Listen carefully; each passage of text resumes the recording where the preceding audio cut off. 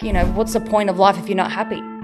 Christina was left paralyzed from the ribs down at just 23 after a freak motocross accident when she attempted a 50-foot jump. And I took off slower than I should have. And when I took off on the ramp, I knew I wasn't going to make it. I just knew, this is not the right distance. And I remember just sitting there someone was stabbing me in my back. I just knew, I was I need some sort of relief because I can't bear this pain. And I had to sit there for 45 minutes and wait. Despite the adversity faced, she inspires others daily through the power of gratitude. Where do you think that mindset came from? I used to see these motivators and I used to love them. That stuff moved me and I just felt like I had their power to do stuff. But I remember thinking, but I don't have a sob story. And no one would listen to me.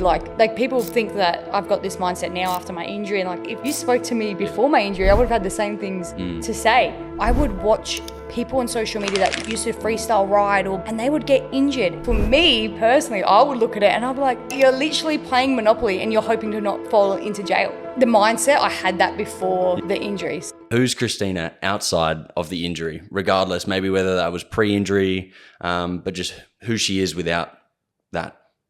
Without the injury, Christina, I feel is still the same person. I'm the same person that I was before my injury. I have obviously adapted and changed and grown as a person, but without the injury, I'm still a really optimistic, energetic, bubbly, happy-go person. So with the injury, I feel people see me differently because I have the injury. They think that stuff isn't normal, but that's just who I am. Yeah. And how is that, you've obviously probably had lots of conversations with people that have been disabled, had injuries from birth versus, an incident as well. How do you see a lot of them and their mindsets around dealing with that? It depends who the person is. I feel a lot of questions like these, I get questions about the disability community, and I feel people not stereotype us, but they still put us in a category to think we're different to the non-disabled community. That's me asking you that question, saying, how do you guys, everyone copes completely differently. Of course, you'll see a lot more of the people that do play the victim and the feel sorry, pity for me and go down that path because it's a hard thing. Injury, disability makes life harder. So obviously you're going to be a little bit more, likely to go down that path. But on the flip side, you see that the people that don't and the people that can handle their injury or their disability, literally I find that the disabled community are more able than the non-disabled community because they know that their injury is not going to stop them and they end up doing more and pushing themselves more, proving it's not even proving a point. It's just they know it's not going to stop them. So they end up doing more where I find situations with my partner, Jesse, or my dad, I'll have a roadblock. I'll have some sort of obstacle in my way and they're like, oh, how are you going to get past that? And in my head, I'm like, it's we're problem solvers. We don't give up at the first roadblock. We know there's roadblocks everywhere, so we're already ready for those. Where I feel the non-disabled community, they find one roadblock, they're like, shit, what am I going to do? And then they let those things stop them and hold them back. So it's, with the disability community, it's you'll find all sorts. Yeah, I wonder whether if anything, the victim mindset is probably more common in the able body because people aren't you haven't had that setback that's made you realize how lucky you are as well. It's in how grateful you should be of your opportunities as well. One of my PT clients, he is 99% blind. He has a little speckle in his left eye. He's a swimmer. He goes to uni. He wants to work for the UFC. And I'm like, this guy's wanting to do more with his life than most of the people I know in my life. And I think it's so cool. And that's how I think, I think it's because we're used, how they say we'll get comfortable in the hard situations in your life. And the more comfortable you get in hard situations, the more easier they become. Our life's I never say my life's hard. My dad will be like, isn't it hard though? Or if you see the way I have to go to the toilet and shower at my partner's house, you'll be like, what the fuck? No, thanks. No, because everything, because that bathroom's not adapted for me. Yeah. So I'm talking from getting my toothbrush, getting things out, transferring onto the toilet, going into the bath, everything is hard and not built for me. I nearly snapped my ankles. Everything's at the rock. Everything is so hard for me. But I don't find it hard because I'm like, yeah, but it's normal. That's my life. I'm going to renovate the bathroom, so it's going to be easier for me. But like you just said before, you'll find people with disabilities are so used to that they're not going to let that stop them. Yeah. Well, I guess your tolerance as well for the hard is so much higher than the average person's tolerance for the hard. Like the things that I have to deal with on a day-to-day basis are not hard in comparison to yourself. So those little tasks that I may see as something that is, ruins your day, like the amount of people that, ruins their day when their coffee order's wrong or something like that, you'd be like, you fucking kidding? Don't get me wrong, though. You still get those moments where I have to check myself because I'll be like getting road rage in Melbourne and I'm like, relax. Like, you don't Melbourne traffic sucks. Yeah, but like you got to it's totally okay to feel emotions, get mad and all that. It's just what you decide to do after that. Yeah. That's the important thing. Like if you're going to let that stop you from doing something, then just stay home, give up. Like that's my mentality. Like I'm not going to let those roadblocks stop me from getting on with the day. Yeah. And that seems like that's a very Christina mindset all along though. Like that's not just a post-accident mindset. No. You've had that mindset from a long time. I was saying this is the conversation I was actually having with my partner this morning. So I don't think I've actually said this. I don't think I've said it on a podcast. I don't think I've said it to many people at all. It's maybe like a little handful of people that I've said this to. Correct me if I'm wrong if anyone has seen a podcast because I've got a bad memory. But I said to my partner, I was like, I almost manifested my accident in a way because I believe in manifestation. I'm not sure if you do, but I'm a big believer in it because, every time I've manifested something, it works. But with the injury, I said to my partner, I kind of manifested my own injury because before my accident, I would watch people on social media that used to freestyle ride or BMX or whatever, and they would get injured and play the victim card or do the real feel sorry for me. And don't get me wrong, that's totally fine and that's totally okay. You do you. But for me personally, I would look at it and I'd be like, why are you doing freestyle? You're literally playing Monopoly and you're hoping to not fall into jail. That's in my head. I'm like, don't play the game. And that's with the sport, let alone you can do this, have accidents outside of extreme sports. So when it came to my accident, I already had prepared myself because I was always if something happens to you, if you fall into jail, don't cry about it. Don't play the game. And when it happened, I was just well, it's not, I'm not going to sit here and feel sorry for myself and get people to feel sorry for me. I'll come back stronger. And I remember always thinking that before I had my accident. And then my accident happened. I was like, fuck. Because I used to think, I'm like, one day you're probably going to have a big accident. I always thought it was my femur. I was kind of preparing myself. I'm like, you're probably going to crash. You're probably going to break a femur. Just don't worry about how big the injury is. It's all about how you choose to go from that injury and how you react to it and kind of manifested it. But like you just said, it was just the mindset, I had that before the injury. So the injury just put it on display, I guess. Do you think that mindset though was why you were still able to continue to do the sports that most people I'm not. I don't mind a bit of adrenaline. I went skydiving and I'm like, whoa, that's exciting. And I was up there, I was like, that's so cool. I was so pumped for it. But I don't like the thought of even skateboarding and things like that all the time. For me, it was because growing up, I was very, very competitive with my sport. I didn't want to get injured and that affects my sport as well. Do you think that mindset allowed you to keep doing those sports, even though you're kind of the chances that something bad happens is pretty high? Well, the reason I didn't play any sports growing up, but the motocross I started when I was 19. And the reason I think I did that with that type of attitude was because I was an adrenaline junkie. So I liked that. And I kind of, everything I did in my life was because I guess growing up and what was wired in my brain, Dad would always say, what's the point of life if you're not happy? What's the point? What's the point of anything? What's the point of having a mansion? What's the point of having this car? What is the point of anything if you're not happy?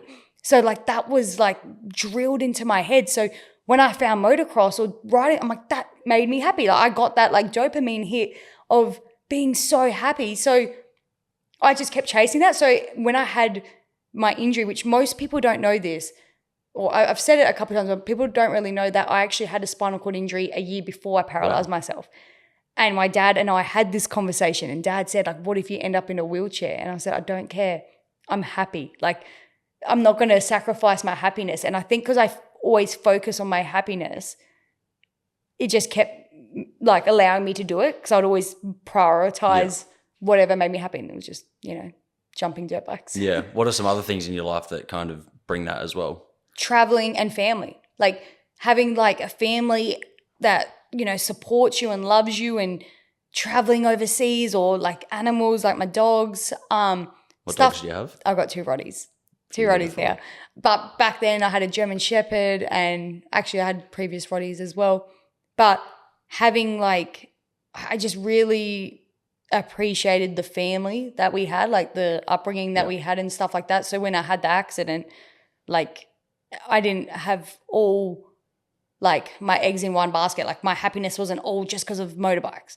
It was family. It was like just generally being happy. And of course, having your family makes you happy. Yeah. So now doing a lot of like the drifting and things like that, have you carry that same mindset of not detaching your whole self-worth to this specific thing? Because if one day you wanted to change that thing, or that was taken away from you for some reason, you'll be fine still again. 100%. And I put myself in situations like that because everyone jokes to me and they say like when I'm going to do something dangerous, like, oh, what's the worst that's going to happen? I'm like, I could break my neck. Like, there's still stuff there. There's still, like, I could break my neck and I could be limited with what I could do even more now. So don't get me wrong, I'm obsessed with drifting at the moment and that's my main focus, but I try not to focus too much on just the drifting. It's about like the whole experience, who you're around, who you're making memories with in those experiences along the way. Like, that's what I'm like really focusing on at the moment. I call it cliche, but the journey, not like the destination sort of thing. It's very true. I used to think that before hitting ramps. Like I remember when I just started hitting ramps, I was hitting started off on like 30 foot. I ended up on 55 foot, but that progression, I remember having a goal of like where I wanted to get to, and I would be practicing my first year. And I remember always saying that to myself. I'm like, if you don't appreciate this part, how are you going to possibly appreciate when you've made it to the end? Like, what's that going to make a difference? You know how they say like with rich people, like if you can't be happy with what you have now, what's going to make you happy with like $1 million in your bank? Don't get me wrong, I'd be really happy. I'll take it. I'll take it. But like, you know how they say a lot of celebrities and actors are depressed? Yeah. Like, you know, I've seen like a Jim Carrey interview and they're like, the more money you have, the more fame you have, the more depressed you are. I'm like, why?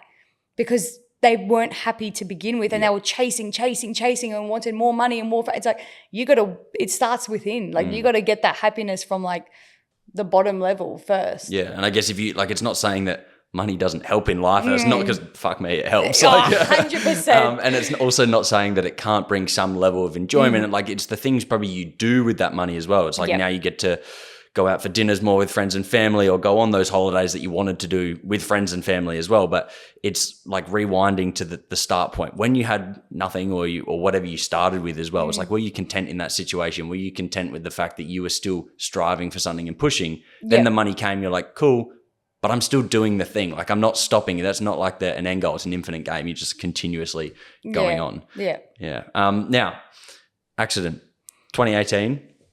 So you became a T5 para. Now you probably don't remember a lot of the accident, I'm going to imagine.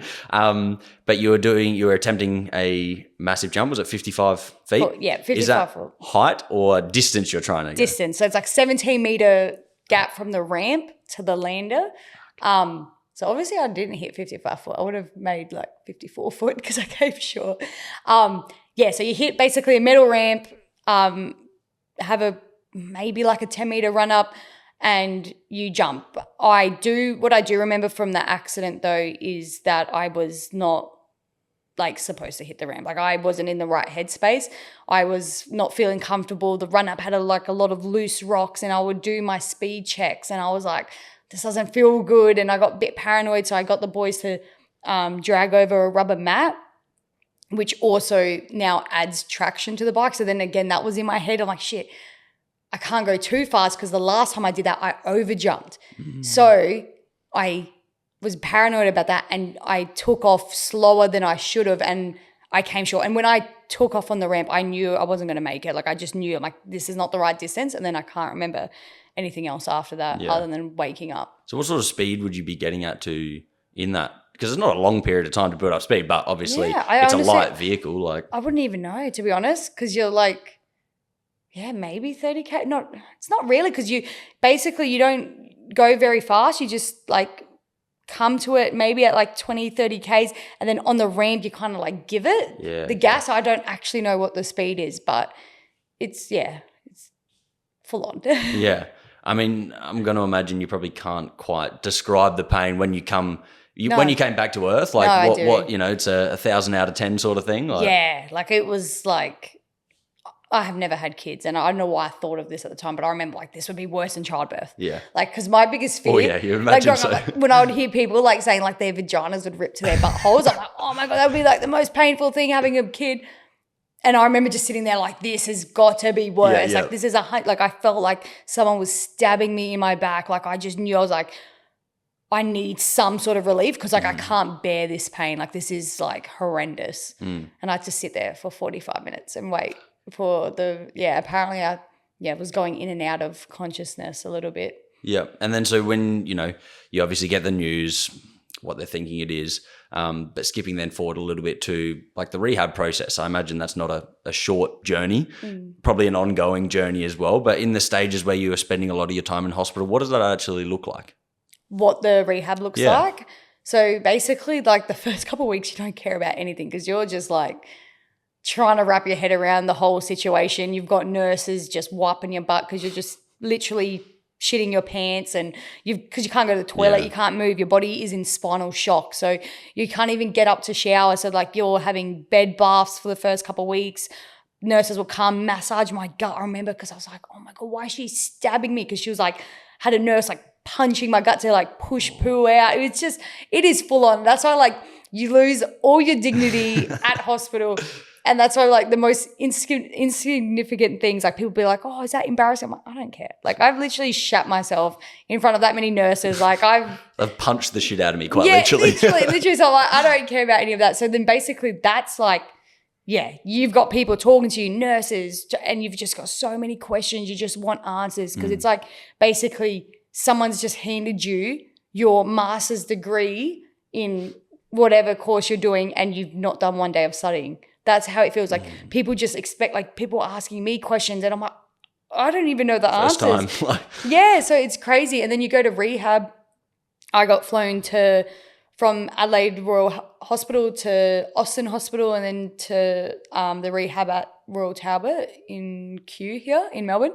And again, it's just like meds all the time. It's nurses coming every 4 hours checking your blood temps, your body temperatures, your blood pressure, they're doing all their obs, and you're basically just trying to learn how to do like I didn't do a catheter for like a month or so, and I was scared. Like I was like, oh my God, like I don't know how to put one of these in, and that's where I learned that we actually have another hole for where we pee. I didn't even know this. Oh, really? I didn't even know the female body. So for the men out there that don't know, it's fine. Some women don't know. I didn't know. I was like, wait, we have a hole there that pees? That's where it comes out from, right under the clit.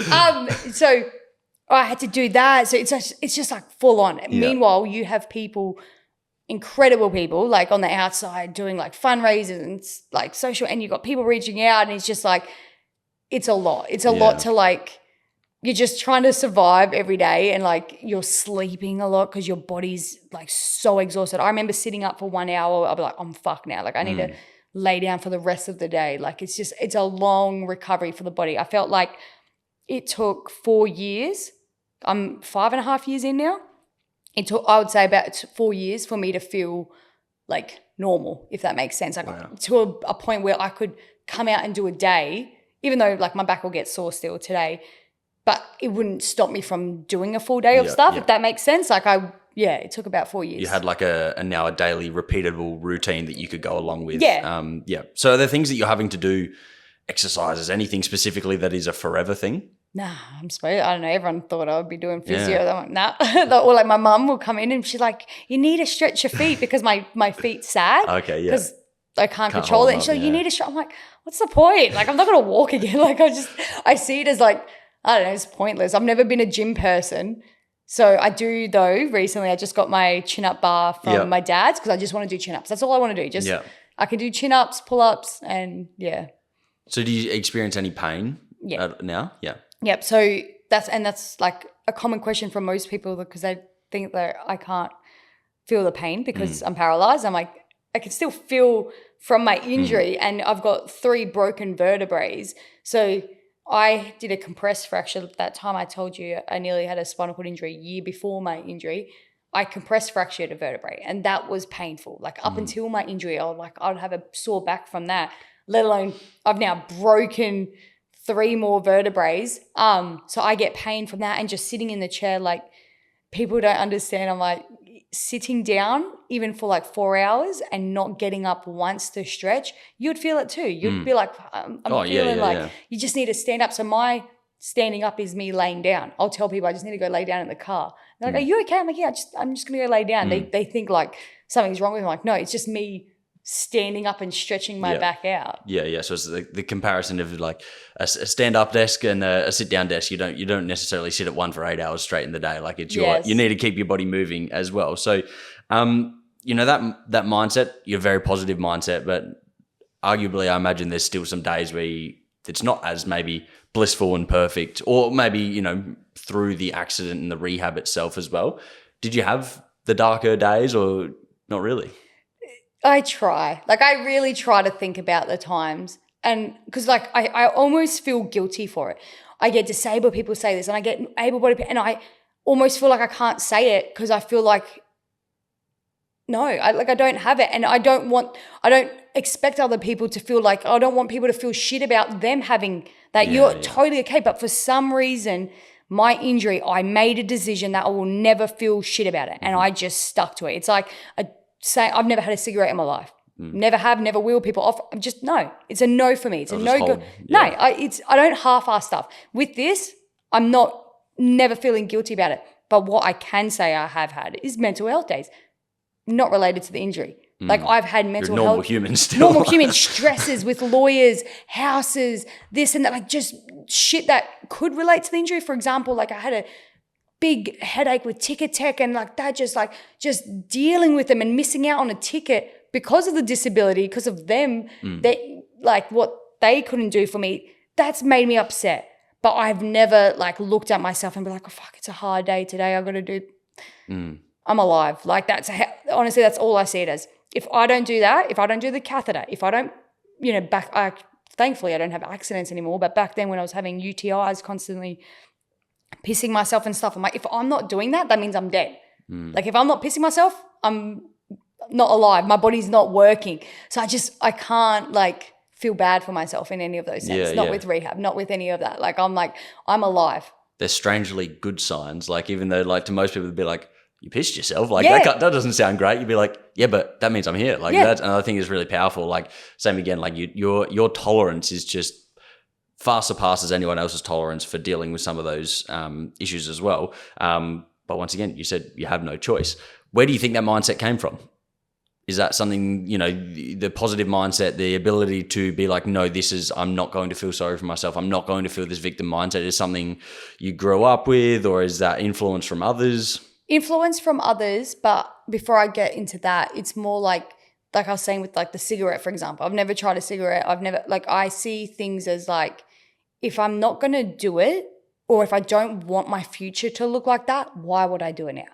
Why am I going to have one cigarette with you right now when I know what I want for my future? My future is not going to have me smoking. Yeah. So with the mindset, I'm like, I want to be happy. Like my happiness, I just want to be happy. So I'm not going to I am going to glamorize the fuck out of my life. Like that's important to me. Like people might say that, like I had a comment from a friend say that recently. She goes, yeah, but sometimes you need like, you know, you don't want to glamorize it. Like you need to be the reality is like shit's, like things are shit sometimes. I'm like, yeah, I get that. But if I don't glamorize it, if I don't make the best of my life all the time, then you are going to fall into those like traps again. But definitely from growing up, I think, like looking back in my life, like those like motivational speeches that used to be on Facebook, like back before Instagram, like it was just Facebook, or you'd see like inspirational stuff like that stuck with me. Or I would see someone with like no legs and they would have their story, and like, or when you'd go to school and you'd have like inspirational people come talk to you, those things stuck with me. And I remember always like being inspired by them and being like, not wanting to be them, just like being like, that's the type of person I would want to be in a situation if I had what they had dealt with. And then when my accident came, I was like, oh shit. Like literally the other day I only really clicked to that. I'm like, I am one of those people. Because like to me, when I do these podcasts and stuff and people are like, oh, this is so inspiring. Like I don't see it like that because it's just, this is just who I am. This is just how I see I don't see myself the way other people see me. But I did watch like the podcast and I was like, oh, I'm kind of like one of those people that I would have been inspired by as a kid. So it's, definitely I would say, like inspiration as a kid from like having like other motivational stories being told. That's quite interesting because I know like a lot of my people commonly argue, the whole, oh, you're very driven and all this sort of stuff. And I know I can put a lot of that on my family. Like my sister's a professional soccer player and dad was, he works really hard. Mum works really hard, all those sort of things as well. But those like motivational videos is like CT Fletcher or something like just like screaming it. I remember like from as young as I can remember, as soon as I knew what YouTube was, like they were the videos I was watching. I'm like, it's so amazing. But like, it's almost like pretty crazy in a sense. You're like, it's like the universe was like setting you up, being ready for something that was like about to happen, which is like, depends how deep you want to go with those things. I'm like, it feels like that. That's what I said to my partner. Like, I'm like, it sounds stupid that I feel like I've manifested my life because I used to see these motivators and I used to love them. Like I'm the same as you. Like that stuff moved me and I felt like I had their power to do stuff. But I remember thinking, I'm like, but I don't have a sob story.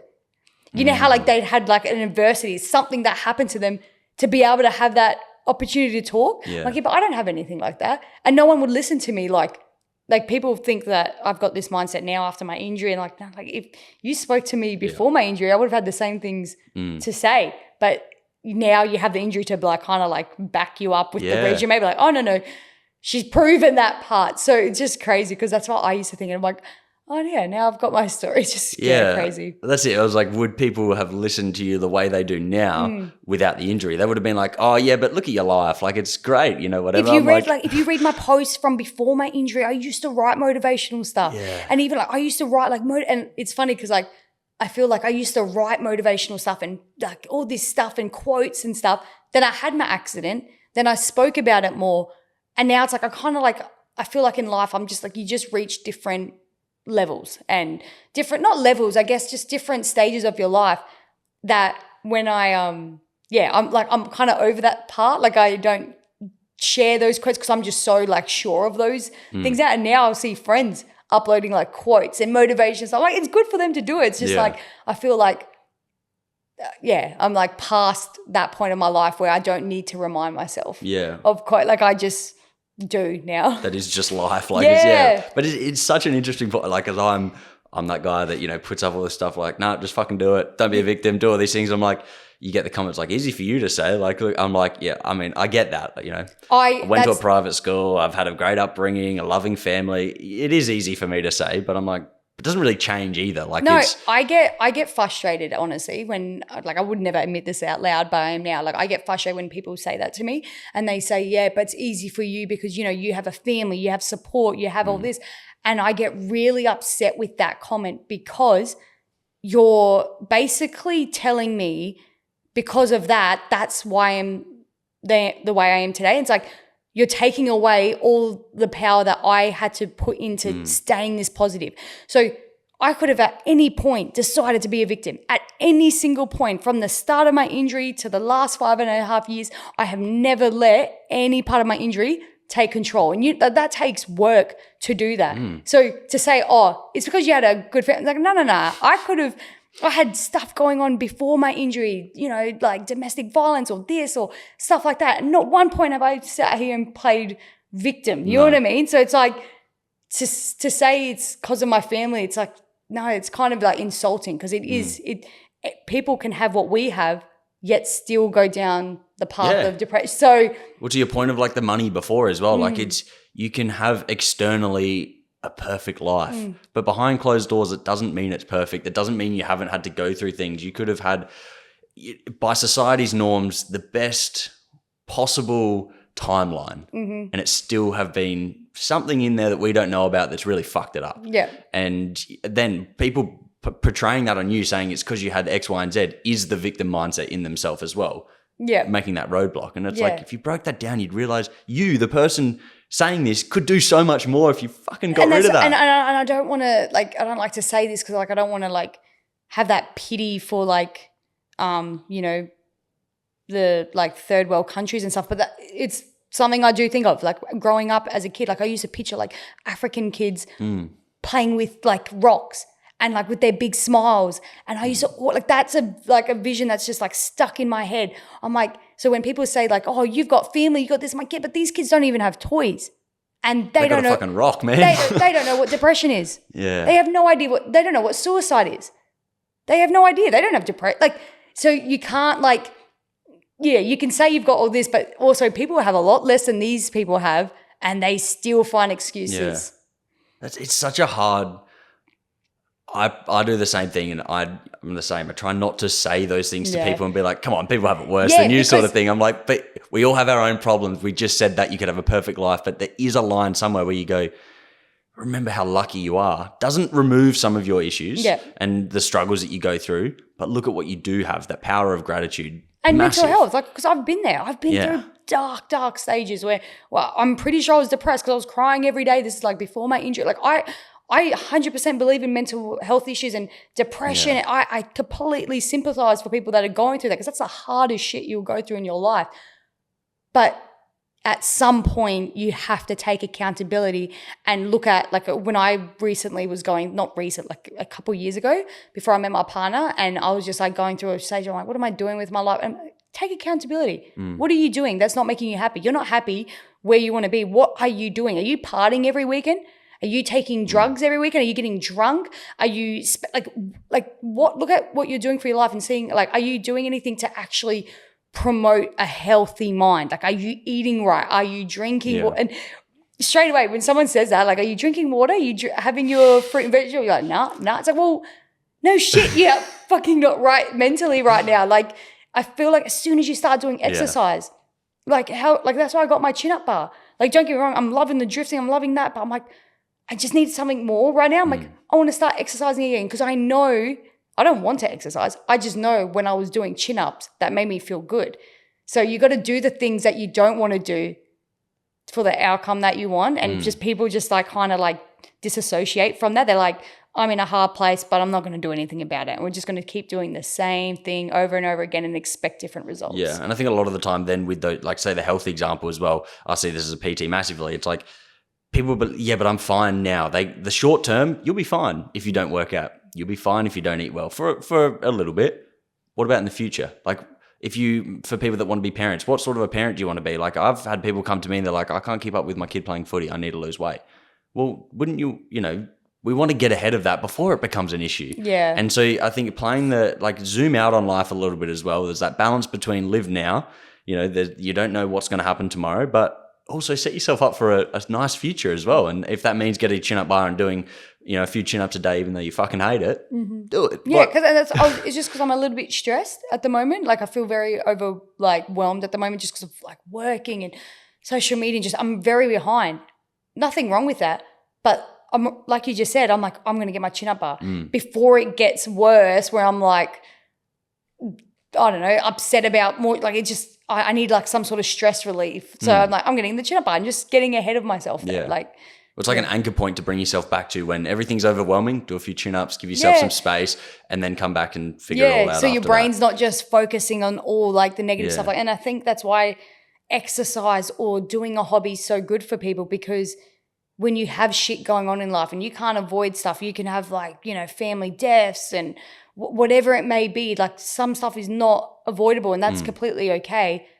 But you need to also try to do stuff that's going to keep your mind off it as well. You want to acknowledge it. Always acknowledge your feelings and feel your feelings, but you can't stay there the whole time. No. You know what I mean? You need to break that habit eventually. So exercise or going out and doing something fun for yourself, self-care makes the biggest difference. Yeah, and I guess on that, by the sounds of it, maybe, I don't know whether you ever saw a therapist or anything like that through this journey as well, but it's choosing the right people to have these conversations with as well.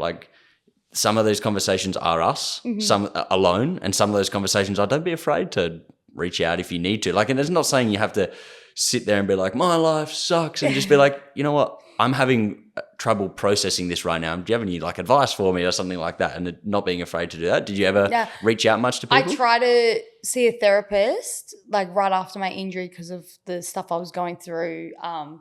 Lawyers and just bullshit I was going through with an ex. And it was stressing me out. And I tried to see a therapist, and I went a couple of times, and I was like, what the fuck? Like I'm a better therapist than I'm wasting my time. So I didn't go to her.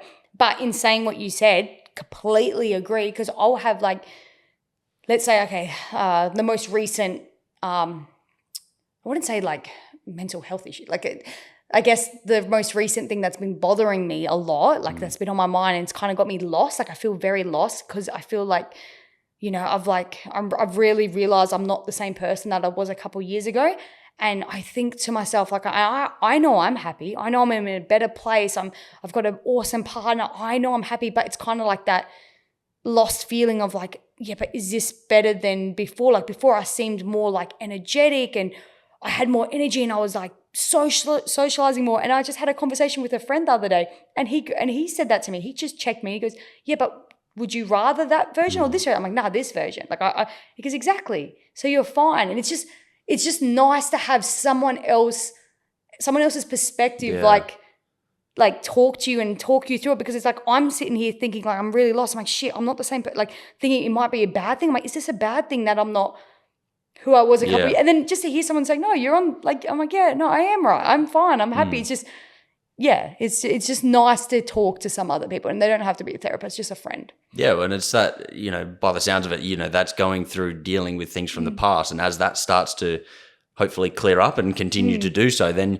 you're freeing up this more space to kind of be the person you want to be as well. It's like, so dealing front on with those issues, getting them done, not letting them sit in the back of mind, means you can start to become more of who you want to be, spend more time with the people you actually want to spend time with, not the ones you feel like you have to spend time with, and all those things as well. I know, this is another conversation I was having recently, because like that's living in Melbourne, I'm just very now selective of like who I'm putting my energy towards, and there's no hard feelings with like people and stuff. I just told Jesse, like I don't gain anything from an interaction with certain people. I don't feel like I just don't want to associate with certain people. I want to be around people that lift me up and like boost me up, and I have a good time or I learn something. And it's just, you got to be really careful, because you could be talking to someone and they could have like a negative thing to say, especially, big clue on that is when you try to, share some good news and they're like, say something negative, or they even like make you worry about something. Like, you just got to be careful with who you talk to. How do you deal with, removing might be the wrong term, but distancing yourself from some of these people, if maybe some of them you may have known for a long time, and you start to be like, I've changed, because you've just said you've changed, but I'm happy that I've changed, and this person isn't coping with that too well. Yeah, or like, again, like, and this is the hardest thing. I don't know how you could explain it to people, because they'll just think like, I don't know what they'll think, but like, do they think like, oh, I'm not good enough, or this and that, or am I a bad person? It's like, it's not. It's honestly nothing that. It's just our vibrations are on different levels, and it doesn't serve me in a way that like I would much rather be alone. And the way I've dealt with it is honestly just not putting the effort in. Like I would find myself like putting effort in. You chat to people and you reply to their story, and you want to like encourage them, and like, but now I'm like, yeah, but you're also like keeping that friendship going. So now I just back off. I just back off. I spend time, and I go to people that like I want to spend time with. But it's a hard one. You just have, yourself just have to take yourself out of that position and do more of the things that you want to do with the people you want to do. Then eventually you just don't have time for that. Like, and I guess speaking of time, it's probably a time thing as well, of over time they start to get it. They don't even have to consciously be like, oh, Christina's not wanting to spend as much time with me. They're kind of like, they feel it distancing themselves, so they pull back a little bit themselves. And they know that. They pull back themselves. And even with like time, like I'm like, no, like I've got to do this weekend. Like I've got to work on I just start prioritizing my things, where before I would drop it. Like, I've got an engagement party today. And don't get me wrong, this couple I love. I love this couple. We got an engagement party today. I'm still going to get to that today. But usually, like, I would be like, oh no, I can't do this podcast. I got to, like, especially on a day where I want to, but this one, because these are Jesse's friends and I love them. They're great. They're Jesse's friends though. I'm like, no, I'm still going to prioritize my stuff and my schedule and do the things that I want to do. And that's like coming here and doing stuff like you end up, filling up your schedule with the things that you want to do or things for yourself that you don't have time to entertain, like useless things. Yeah, and people respect that a lot more than like we all, I'm sure, have met someone that's the people pleaser that says yes to everything then cancels last minute. You're like, or they have like, oh, can we do a different time? And you're like, really? Like, you know, like I've now planned my life around because we said this would happen. So people will respect you so much more if you say no sometimes as well. And like I know with some of my mates from like school or whatever, it's not that I don't even hang out with them, you know, probably not as frequently, but it's like they like to drink. They can drink if they want. I don't drink. Let's get a coffee. Yeah. Like reframe and reposition what your friendship looks like. So your friendship could in some situations still be a thing. It's just in a different setting. Yeah, and I used to, so before I met my partner, just drink every weekend, party every weekend, drink. Now I don't. And I've got friends that drink all the time and they know me and Jesse just don't drink. Yeah. Like I might have one drink. That's it though, because like 2 drinks I'm drunk. So one drink, I might have one drink just to like keep people happy. They see me have one drink, but they don't know how many more I'm going to have. They think I'm still drinking. I'm like, no, I just have the one. Yep. But you'll find the friends that respect you and the ones that are supposed to be in your circle will never like force anything upon you, or even if they want to, you know, give you a bit of peer pressure, like that's totally fine. But they won't distance themselves or they won't hold that against you if you don't do it. Yeah. They're not going to get mad at you for doing that. They respect you, like just as much as I would respect them for whatever they want to do. You know what I mean? Yeah. And it becomes almost like banter rather than peer pressure. They'll be like, oh, are we drinking tonight, Christina? Knowing the answer is going to be no. And then they kind of leave it there and the night continues with itself. I'm extremely curious. You've driven yourself here today. I've seen of it. I'm trying to wrap my head around like the handpiece that you have. How does the driving all work? Because obviously you drift as well. So yeah, so it's like a Bluetooth hand control. And now, God, my hands are going to be in the camera. And I've got one hand with no nails, one hand with nails. You'll be Just fine. ignore that. But basically this Bluetooth satellite hand control wraps around my hand and it's Bluetooth. Like it sends a signal wirelessly to the ECU, to whatever, and it acts as like the throttle, like whatever. Because on your foot pedal in your car, when you push down on the pedal, there's a sensor, and that sensor is what tells the ECU to like let how much air in or whatever for the throttle. Same thing, but it's just instead of a sensor, I've got it like Bluetooth, and it's the sensor that you have on your foot pedal is on a little lever here. So it's just crazy, and I have that in the drift car. In my Ranger, I've got the brakes underneath the steering wheel. So it's like a rod so as I'm driving, I can, throttle. And then when I need to press the brakes, I just push this in and that is connected to a rod directly to my brakes. Oh, so it actually pushes on the brake. So that's mechanical. Yeah, so it actually pushes on my brakes. But with the drift car, I have a handbrake that you use while you're drifting, but it doesn't actually work. So I haven't used it yet.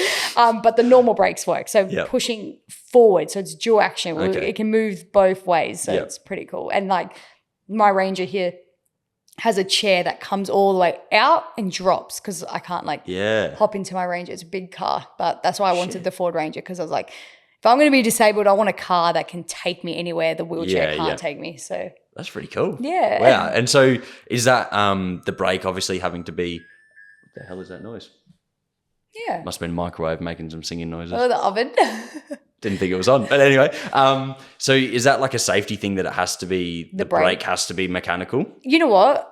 Other people have said this to me and that's what's made me realize, that's probably why. Makes sense. Because it's like, so it can't fail. But then again, my throttle has not failed me unless I've done something to make the throttle fail. Like it's always been like a human mistake, error, not the hand controls failing me. So, because that's another big question. Everyone's like, what if the Bluetooth disconnects and haven't we learned from the submarine and all this bullshit?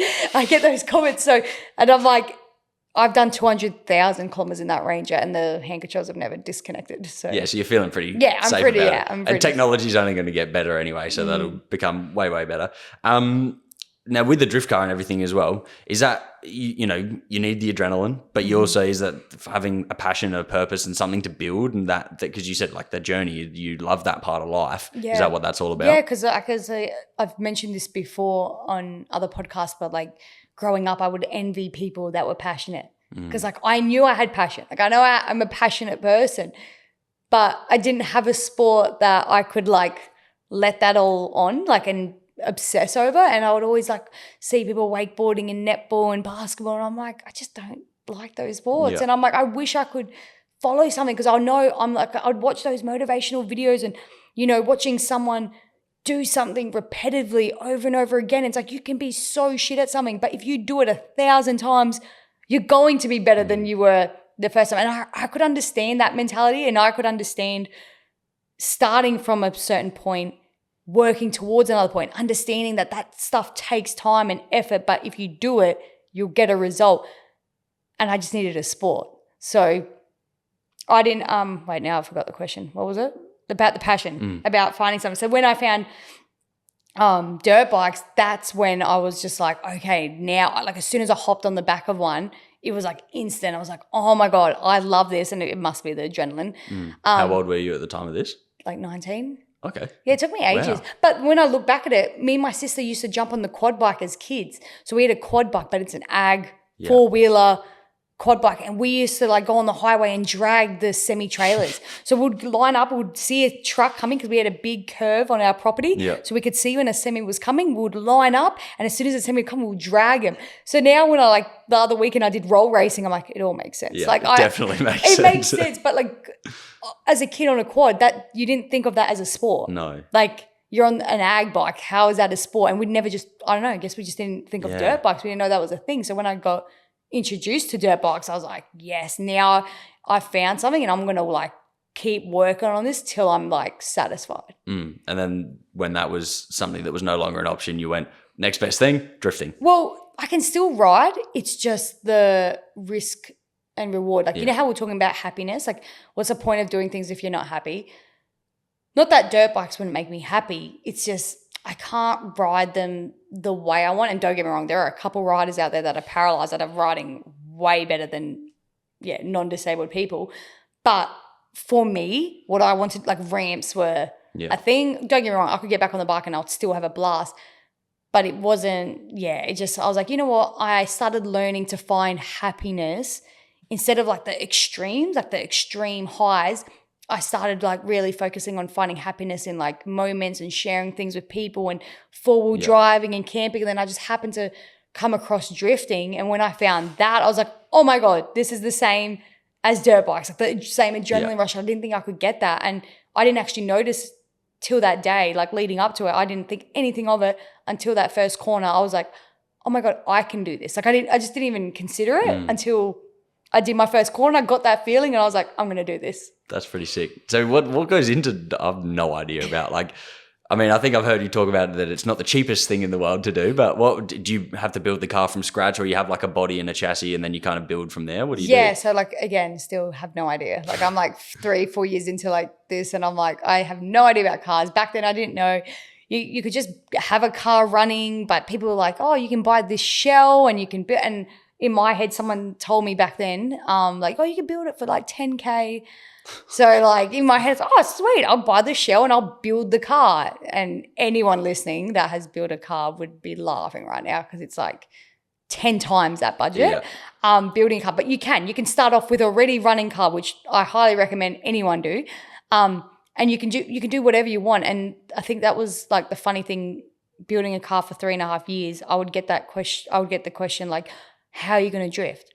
And I just like didn't even like consider that. I just thought I'm just going to make it work. Like we'll just make it work. Like another thing with like the disabled community where we don't like let a roadblock block us. I'm like, I'll figure it out. Like they're like, hey, you're going to drift an auto. I'm like, I don't know. Like I know I can spin a car and do a burnout, so I'll figure it out. So yeah, it's kind of that. I'll deal with that when it comes sort of situation as well. So and it's just it's very expensive, but there's a lot of track days here in Melbourne, South Australia, and now it's so good to finally have like that same like passion in another sport. That's why it's like I said to my partner, I'm like, I already told, like I was talking to a potential sponsor and like I gave them an idea of like how many events I'd be doing this year. And I'm like, holy shit, I've already done more events in the last 5 months than I said I was going to do in a whole year. Like, but I'm not surprised at the same time. This is the same as dirt bikes. Like I'm just going to drive at every single possibility that I have. Yeah. Well, you said when you do something, you go all in. So it kind of makes sense, doesn't it? I don't half-ass stuff. Yeah. I think it's also refreshing to hear, like, say, you said growing up, like you couldn't find the sport. And let's say whether someone will argue, oh, drifting, that's not a sport, or this is a sport, whatever. Remove the term of what is and isn't a sport. It's like a passion doesn't have to be a sport. A purpose, like this is, I mean, for me, sport's a big part of my life. And growing up, that was my family, everyone within the family. But it's understanding that kind of becomes in school. Like I feel like people are like, oh, you don't play a sport? Like it's, no, but I like painting or I like doing it. And it's nice. It's like your passion, your purpose and stuff, even at a young age, doesn't have to be sport. There's so much else out there that you could find passion from. So like in school, my reports, Christina talks too much. Christina distracts people. What am I doing right now? Yeah. Doing a podcast. You know what I mean? Perfect. Like, so it's just like also a big reminder for people to not ever like, you obviously, if you're good at something and you do something, don't change who you are, because if you stay authentic to yourself and keep doing what you just naturally can do, you're going to find somewhere where that like they're going to find value in that. And that's, I talk a lot and now I'm on podcast. So. Yeah, it was a very good skill to carry across. Like, and I wonder whether then there's something that, I don't want to shit on the school system or whatever, don't have to go down that path, but like there must be ways that we could start to incorporate the modern world into schools a little bit more. Like I think, like I went to Emmanuel College, I don't know if you're familiar with that in SA, and like I think they've set up and they've got like podcast studios and things like that at the school. I'm like, great, like you should be, because if someone gave that to me, I was a yapper as well at school. Once again, you probably figure that out. And so this is perfect. Like if someone had put a mic in front, I'd be going nuts. Like it's the teachers like, Jordan, you're talking too much, go film a podcast. I'd be like, yes, miss, I'm off. Like, and I think like planting some of these things in schools would be such a great thing. Like they're jobs now, they're real things. Social media, like, like you get criticized with posting stuff and people are like, but like, people make comments that people that don't post on social media and they like really, harsh critics and they're like, oh, you don't need to share all your details of this and that. And it's like, yeah, but like literally 2 days ago, I've just got a job offer to like nearly like cash in 10 grand just for one reel. Yeah. Just to do that. So, and it's so crazy because I had let that criticism really get to my head. Like, I'm like, fuck, am I oversharing too much? Am I posting? And I sit there and I think, fuck, what are other people thinking? And it's like, don't worry about that, because there are other people that find the value in it. And as long as you are staying true to yourself, then you got nothing to worry about. And if you're posting, like, it's very, very hard. Like say, and you're about to start a podcast yourself as well, and you start to look at other podcasts and you start to want to replicate what they're doing and what you think made their podcast grow. It's like, that's what they do. So just because you got to be willing to like post your style, do your sort of things as well, and let the audience come and adjust to that over time. It's just because people are looking for that I want it now sort of fix as well, that they start to copy people. It's like you actually build a much better audience by putting out your own and being you rather than and less work. I feel like, and that's what I said to Tara, like the girl that I'm going to do a podcast with, it's more you, so it's less work. Because if you're too busy trying to be someone else, you're doing 2 jobs. You're being yourself, and then you're also trying to think like something. Like the more you can be you, then it's less work for you. Like it makes sense to just try to be like more authentic. Yeah, and now shifting away from that side of things as well. You obviously you love to rave about your partner. He seems like an absolute legend of a bloke, and from what I've seen on socials, it seems like a cracker guy as well. What's some advice you give to others that are I've heard you talk about how like the dating experience and trying to get into that world was a bit of a challenge as well. You take this wherever you want, but what's some advice you'd give to people that maybe are in a similar position? They've recently become, disabled in some way, shape or form, and they're a little bit nervous about that side of life. Or even just anyone that doesn't see the value within themselves or think that, shit, no one's going to love me because of ... That was the biggest, hurdle to overcome. Like, I knew my value. I always knew my value. I knew what I could bring to the table. I knew what I could do for a guy.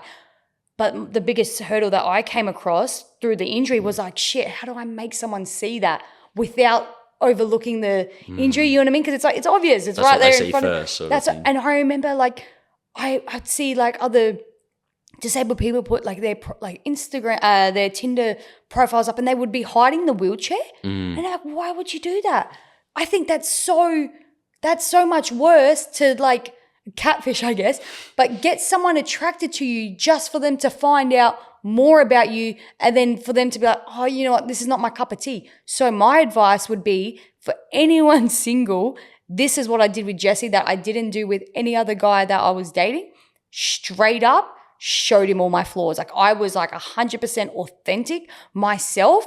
And the first weekend, like, so normally, you know, when you're dating, I'm not sure, are you dating? No. You're single? Yeah. All right, I'll give you this advice. I'm like, sit back and enjoy. But like with the dating world, when I would start dating guys, you have that, I'm sure most people can relate to this. You have that period where you go on your first date and of course you want to impress. You want to smell good. You want to look good. You want to act, on your best behavior for this. And then you're, winning them over, making them laugh. You're performing, I guess. Yeah. And then the dates go on and then eventually you get to the 3-month mark. And that's when everyone's true colours come out because now you're not putting up an act. You can't do it. You can't sustain it. You can't sustain it, right? You can't act on your best behaviour all the time. So with these other guys that I was seeing, I was like, oh, let's see where this is going. I'd like them. And like, I would be too scared to say like, oh, like, where do you see this going? Because I didn't want to scare them off. Big red flag. With Jesse, the first weekend I spent with him, I met him, I spent with him. 2 days later, I said to him, I straight out said, I like you. I like where this is going. But I didn't care if I was going to scare him off because I'm like, this is exactly what my brain's thinking. So if whatever I say out loud is going to scare him off, he's not for the one. Like he's not the one for me, and I'd rather cull him out now, and so I can move on to the next. Yeah. Potential partner. And I said to Jesse, and I said, I like you. I like this is where this is going. I'm going to be 100% straight up. I'm not going to entertain any guys right now because I really like who you are. I'm going to pursue this. At any moment, you don't think this is going to work, just let me know. Just be straight out to me and let me know. Don't pretend like you're going to just tell me. And that alone was a huge thing for me to do because I would never do that to any other guy because I don't want to have a serious conversation like that with a guy. No one wants to. Yeah. You don't want to. But with Jesse, I just felt like I felt safe. Yeah. That's another big thing.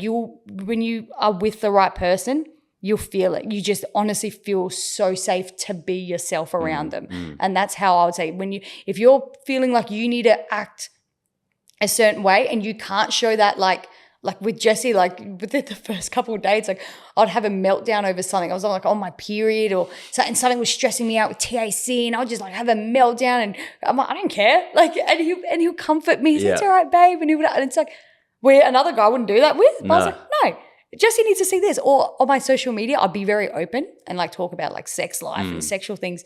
And I was worried because Jesse's such a shy, introverted person. I was like, no, fuck it. I'm going to write. And I said something on social media about something that we did. I'm like, if it scares him, it scares him. I didn't mind. My biggest advice would be to literally show the most of who you are, good and bad.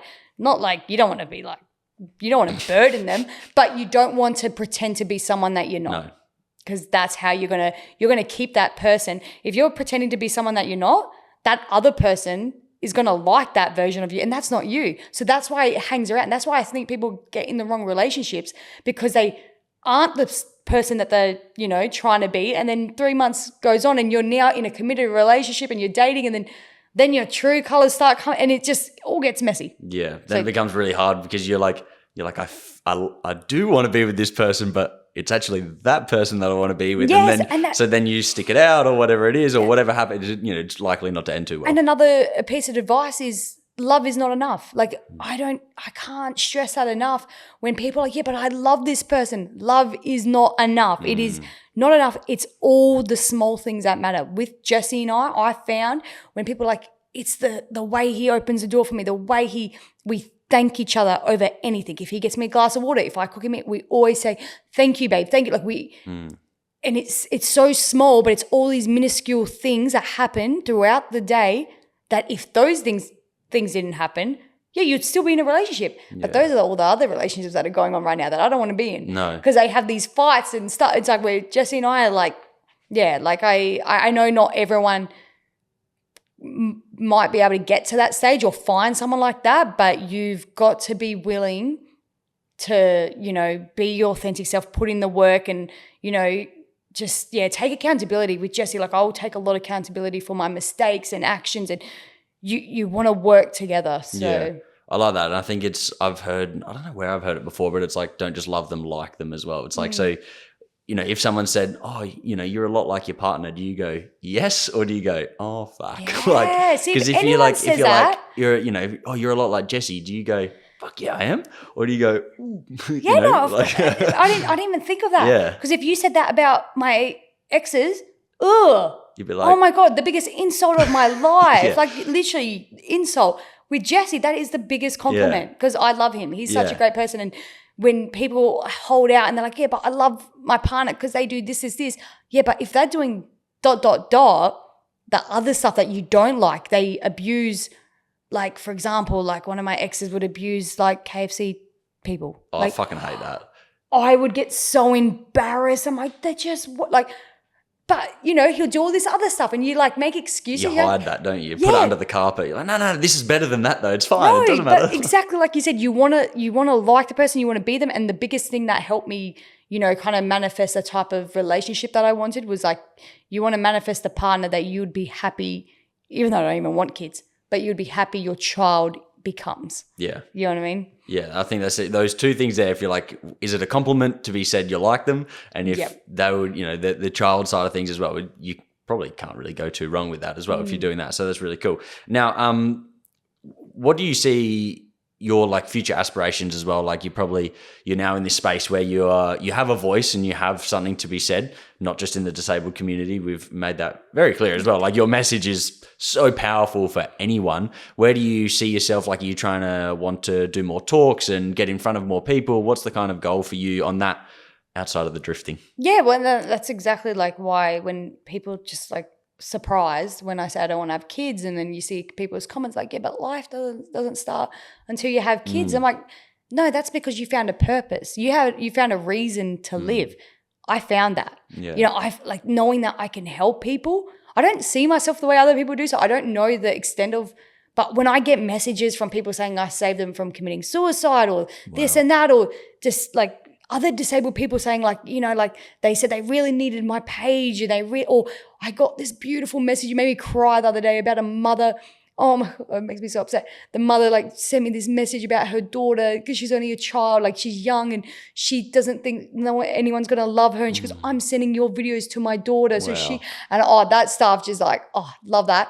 I've become the motivational speaker. You literally stepped into that. And that's what I mean. So my like purpose, like I've just won in life. Like I've won in life because I've got a purpose, and that's all I want to do. Like I want to just help other people. And I think that's a huge thing in life as well. Like if you feel like you're struggling or you feel a bit lost or you just need a bit of a like kick up the bum, go try help someone with something because you just feel so much better about it and you're helping someone else. And in my life, I just want to like start this podcast with I just want to, get my insights out there, like to help other people, like be an example of like, okay, like you might not be able to 100% replicate my mindset, but if I seen someone like myself talking when I was a kid, like you, I would have believed her. Yeah. And it would have been like, yeah, I'm going to be like her. So that's all I want to do. I just want to be that example for people that are struggling to know there is a chance that you can like get out of that. I think that's massive as well because for both of us, that was something we saw at a young age and you can see how important it is from the youth. Like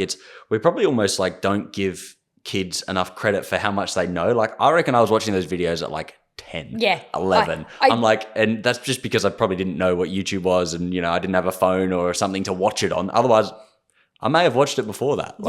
And I said, like, I was saying this to my partner, like as a kid, I used to think I was really, like, I'm pretty mature for my age.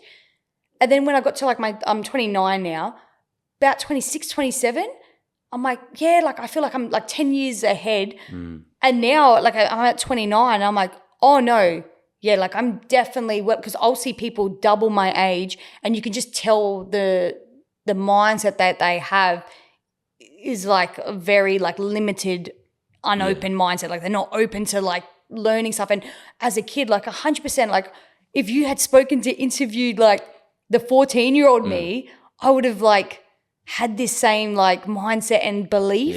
And I'm so glad that like you just like trust your own gut and just followed my own gut and listened to myself, because coming out of rehab, people always would say like, yeah, but surely you have your bad days. Or I would have so many disabled people message me, don't worry, you'll get your bad days, but that's okay. And I'm like, no. What are you trying to want me to have? I'm not having it. And I'm so glad I just stuck to my guns. I'm like, no, you can. And there's nothing wrong with that. But with my disability, I'm not pitting myself. It's not going to be something that I'm going to feel sorry for myself with. So kids are very, sponge brains, I think. So like the more we can get inside of their heads at a younger age. So I'd love to like even, go to schools and stuff like that. But have you done any of that before as well already? And I get offers, but I just don't do it because like I feel like I'm a perfectionist. Like I would rather rock up to a school when I've got a full like speech plan and I know how to like say it and present it off the top of my head. And because I don't have that, I just won't do it. So if anyone asks me, I'm like, nah, like I just don't do it because I don't want to come out there with a piece of paper reading it. Like, so one day, like I'll get there one day. Yeah, I assume, mate, you do more podcasts as well with yourself, and that ability to just like go where the conversation or where your like internal conversation is going as well will improve, and that might be your step into doing those things a little bit more as well, which is really, really cool. We might wrap things up there so that you can get off to your engagement party that you are going to, because that's a priority still to you. Really appreciate your time, Christina. Thank you so much for coming on. Thank you for having me on. I'm glad we got to meet, and shout out to Kane for hooking us up. Whose jump was better? Like who's better at jumping? Like I think you had more range on him than the Ranger as well. So I would actually be curious to know who jumped more. Well, and he was going downhill, so you have to cater into that as well. Yeah, so. and he was more safer. He was in a car, so it's That's not true, as scary. That's true. All right, thank you so much. Thank you. Thank you.